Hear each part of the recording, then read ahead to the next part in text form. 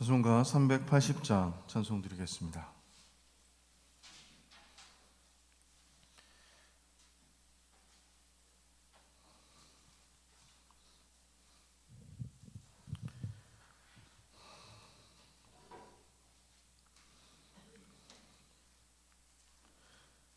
찬송가 380장입니다. 나의 생명 되신 주님 앞에 나아갑니다. 주의 흘린 보혈로 정케하사 받아주소서. 날마다 주를 찬송하겠네. 주의 사랑 줄로서 나를 굳게 잡아 매소서. 괴로운 세상 지낼 때 나를 인도하여 주소서. 주를 믿고 나가면 나의 길을 잃지 않겠네. 날마다 주를 찬송하겠네. 주의 사랑 줄로서 나를 굳게 잡아 매소서. 세상 살아갈 때에 주를 더욱 사랑합니다. 밝고 빛난 천국에 나의 영혼 들어가겠네. 날마다 주를 찬송하겠네. 주의 사랑 줄로서 나를 굳게 잡아 매소서.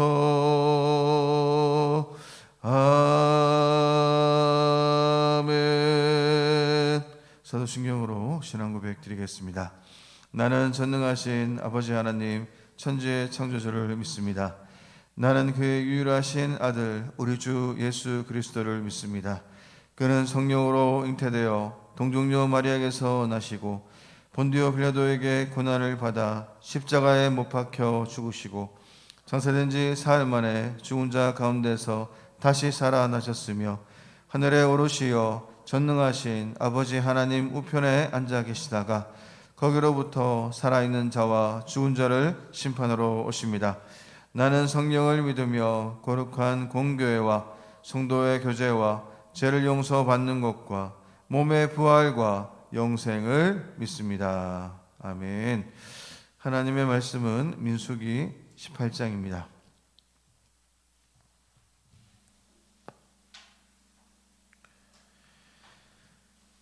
민수기 18장 21절에서 32절 말씀 교독하겠습니다. 내가 이스라엘의 11조를 네 자손에게 기업으로 다 주어서 그들이 하는 일 곧 회막에서 하는 일을 갚나니 이후로는 이스라엘 자손이 회막에 가까이 하지 말 것이라 죗값으로 죽을까 하노라. 그러나 레위는 회막에서 봉사하며 자기들의 죄를 담당할 것이요 이스라엘 자손 중에는 기업이 없을 것이니 이는 너희 대대의 영원한 율례라. 이스라엘 자손이 여호와께 거제로 드리는 11조를 레위인에게 기업으로 주었으므로 내가 그들에 대하여 말하기를 이스라엘 자손 중에 기업이 없을 것이라 하였노라. 여호와께서 모세에게 말씀하여 이르시되 너는 레위인에게 말하여 그에게 이르라. 내가 이스라엘 자손에게 받아 너희에게 기업으로 준 11조를 너희가 그들에게서 받을 때에 그 11조의 11조를 거제로 여호와께 드릴 것이라. 내가 너희의 거제물을 타작마당에서 드리는 곡물과 포도즙 틀에서 드리는 즙같이 여기리니 너희는 이스라엘 자손에게서 받는 모든 것의 11조 중에서 여호와께 거제로 드리고 여호와께 드린 그 거제물은 제사장 아론에게로 돌리되 너희가 받은 모든 헌물 중에서 너희는 그 아름다운 것 곧 거룩하게 한 부분을 가져다가 여호와께 거제로 드릴지니라.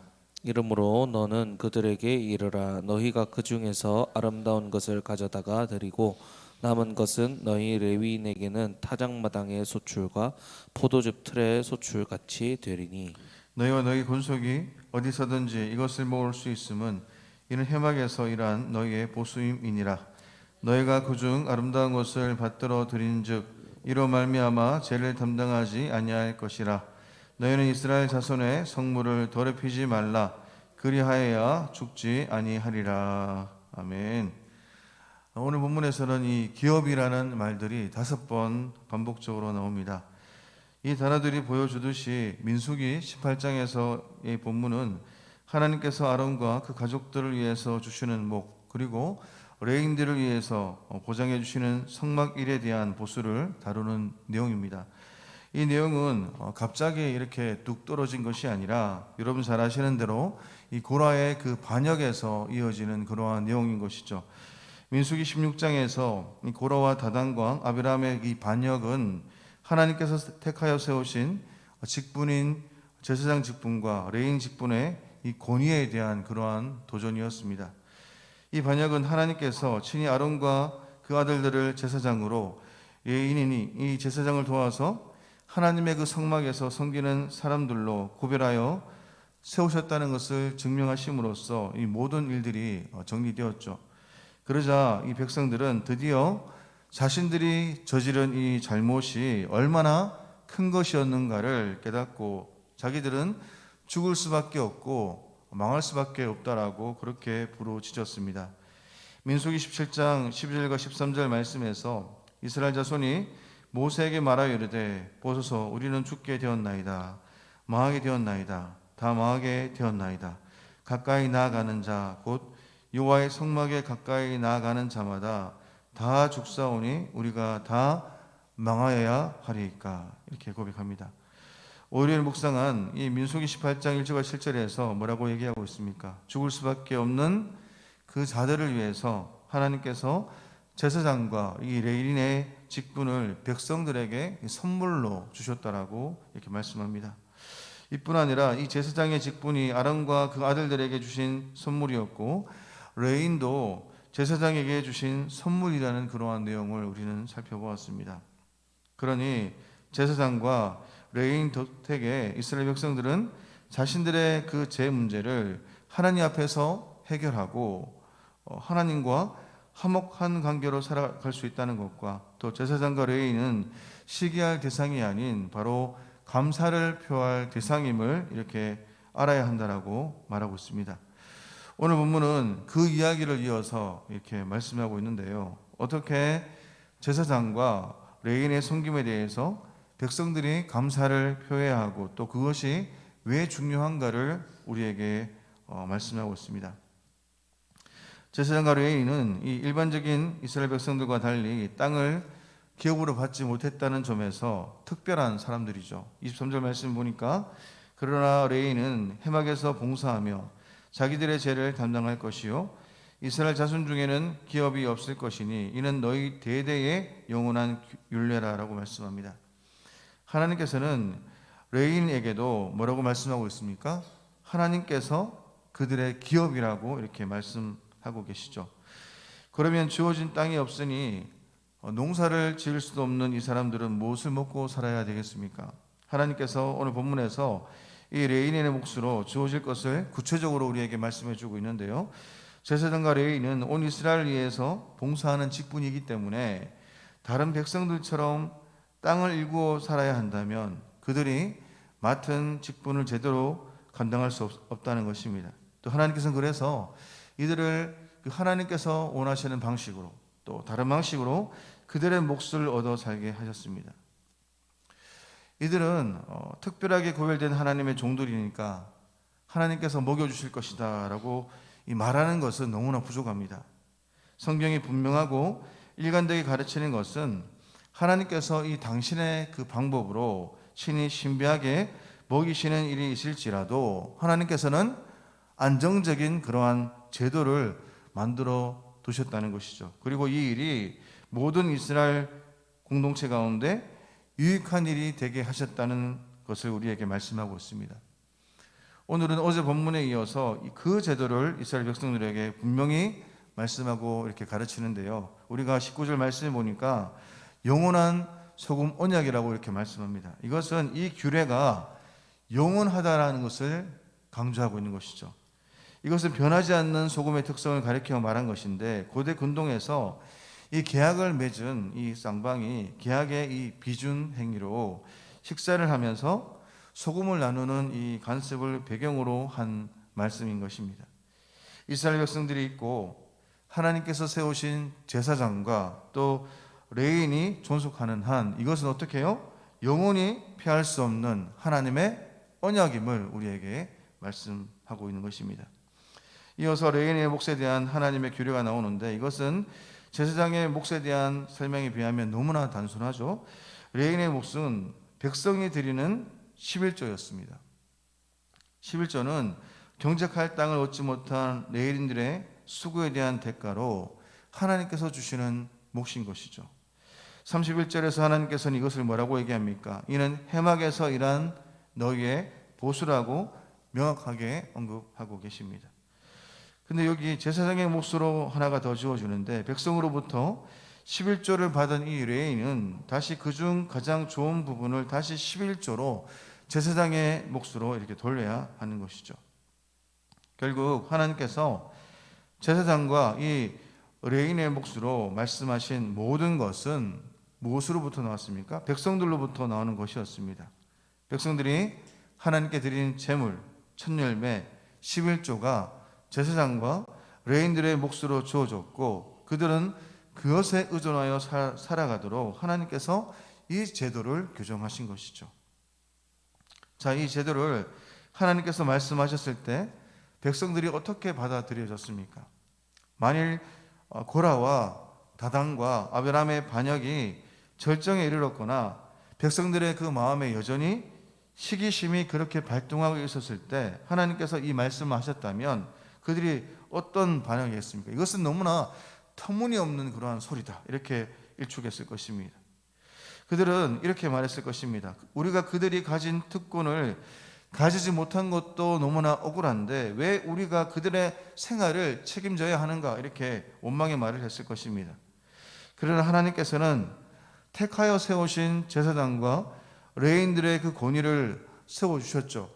백성들은 자신들이 하나님 앞에 나갈 수 없는 그러한 존재들로서 죽을 수밖에 없고 또 망해야 하는 존재라고 절규할 그 즈음에, 그 시기에, 그때에 하나님께서 이러한 말씀을 그들에게 주셨다는 것이 너무나 중요합니다. 이 말씀을 들은 이스라엘 백성들은 어떤 반응입니까? 오 하나님, 너무나 감사합니다. 죽어 망할 수밖에 없는 우리를 위해서 섬기도록 이렇게 제사장과 레인을 주심을 너무나 감사합니다. 저희가 땅을 기업으로 얻지도 못하고 오직 우리를 위하여 하나님을 섬기는 수고를 감당하는 그 저들의 모든 생활을 책임지겠습니다. 열심으로 제물을 하나님께 드리며 첫 열매와 11조를 바치겠습니다. 이런 고백과 함께 자신들의 책임을 헌신과 그 사랑으로 감당했을 것입니다. 이것이 바로 하나님께서 원하시고 바라시는 아름다운 그림인 것이죠. 말씀을 정리하겠습니다. 하나님께서 오늘 백성들이 하나님께 드리는 제물과 첫 열매와 11조를 제사장과 레인의 그 몫으로 주시기를 기뻐하셨다는 이 본문이 주어진 사항들을 여러분들 반드시 주목하시고 보셔야 합니다. 백성들이 우리는 다 죽었다고, 다 망했다라고 말할 때 하나님께서 뭐라고 말씀하고 있습니까? 하나님께서 아니다, 내가 너희를 위하여 제사장과 레인을 세워 너희가 죽지 않고 살 길을 마련해 주었다라고 말씀하시는 그러한 맥락 안에서 이것이 주어졌다는 것입니다. 그러므로 제사장과 레인의 직분은 하나님께서 백성들을 위하여 백성들에게 은혜로 주신 직분인 것이죠. 그러니 백성들이 자신들처럼 땅을 기업으로 받지 않는 제사장과 레인의 그 부양을 책임지는 것은 너무나 마땅했던 것입니다. 하나님께서는 이 모든 것이 그들을 구원하시고 그들에게 모든 것을 베푸시는 하나님의 은혜에 대한 감사함과 신뢰로 이루어지게 되기를 기뻐하셨고, 이런 방식으로 제사장과 이 레인이 살아가도록 안전장치를 제도적으로 만들어 주었습니다. 우리는 아론의 제사장직과 비교할 수 없는 그리스도의 은혜를 입었습니다. 하나님 아버지께서 그리스도를 우리에게 선물로 주셨고, 그리스도께서는 성자의 영광을 버리고 이 땅에 죄 있는 사람의 그 모양을 입고 오셔서 십자가에서 당신 자신을 우리에게 주셨습니다. 영원히 죽을 수밖에 없고 영원히 망할 우리를 구원하여 주신 것이죠. 천 열매나 11조나 제물이 율법의 규정으로 구약 백성에게 주어졌을지라도 그것은 전적으로 어디에 근거한 규정이었습니까? 은혜에 근거한 규정이었던 것입니다. 신약의 성도들에게도 그것은 더더욱 그렇습니다. 이스라엘 백성에게 땅을 주셨기에 하나님께서는 땅의 소산의 11조를 요구하셨습니다. 우리는 땅만이 아니라 우리 삶의 모든 영역이 다 주께 속했고 주께로부터 받은 것이라고 우리는 고백합니다. 하나님께서 다시 우리 가운데 오실 때까지 우리가 살아가 있는 모든 그 삶 속에서 하나님의 은혜를 여러분들이 경험했다면, 날마다 이 모든 것들이 하나님께 속한 것이라면 하나님을 향한 신뢰와 감사의 그 고백으로 하나님께 온전하게 드릴 뿐만 아니라 우리가 드려지는 모든 삶 속에서 우리 교회 안에 그 은혜를 넘어 교회 밖으로 은혜를 흘러넘치게 하는 그러한 은혜를 경험하는 저와 여러분의 삶 되시기를 축원합니다. 기도하겠습니다. 살아계신 하나님 아버지, 11조의 참된 정신을 우리 가운데서 회복시켜 주옵소서. 이웃의 필요를 우리가 외면하지 아니하고 또 도움의 손길을 내미는 우리가 되게 하시고, 그때 우리의 이 도움이 감정적이고 즉흥적인 것이 아니라 의지적이고 지속적인 그런 삶이 될 수 있도록 은혜를 내려 주옵소서. 오늘 이스라엘 백성들이 하나님의 은혜에 감사해서 또 하나님을 신뢰함으로 하나님께 온전히 드리는 모습을 우리가 보았습니다. 우리가 삶을 살아가면서 매 순간순간이 하나님께 속해 있음을 인정하면서 하나님께 주신 은혜에 감사해서 날마다 우리의 삶을 드리며 또 하나님 마음을 기쁘시게 하며 그런 헌신을 통해서 우리 교회 공동체가 하나님 앞에 건강하게 세워질 수 있도록 은혜 위에 은혜를 내려 주옵소서. 거룩하신 예수님의 이름으로 기도드립니다. 아멘. 하늘에 계신 우리 아버지, 아버지의 이름을 거룩하게 하시며 아버지의 나라가 오게 하시며 아버지의 뜻이 하늘에서와 같이 땅에서도 이루어지게 하소서. 오늘 우리에게 일용할 양식을 주시고 우리가 우리에게 잘못한 사람을 용서하여 준 것 같이 우리 죄를 용서하여 주시고 우리를 시험에 빠지지 않게 하시고 악에서 구하소서. 나라와 권능과 영광이 영원히 아버지의 것입니다. 아멘. 오늘은 우리 성도들의 가정과 직장을 위해서 이 시간 기도하는 시간을 가지겠습니다. 첫째로, 가정마다 하나님의 은혜와 성령의 기름 부으심이 있도록 성도들의 그 직장과 생업에 번창을 주시고 직장 속에 그리스도인으로 승리하는 성도가 될 수 있도록, 또 한우들의 치유와 회복을 위해서 수협의 활성화와 말씀 전하는 우리 설교자를 위해서 오늘 행복학교의 어르신들이 많이 참석해서 은혜를 경험하는 귀한 장소와 또 헌신의 장소 될 수 있도록 은혜로 붙잡아 달라고 기도하시고, 오늘 말씀 들은 대로 오늘 말씀대로 하나님의 은혜를 기억하면서 하나님을 향한 감사와 신뢰가 끊이지 않는 우리의 모든 그 삶이 될 수 있도록 이 시간 같이 한번 우리가 주여 일창하고 같이 한번 이 시간 기도드리겠습니다. 기도하겠습니다. 주여, 살아계신 하나님 아버지, 우리 시간 하나님 앞에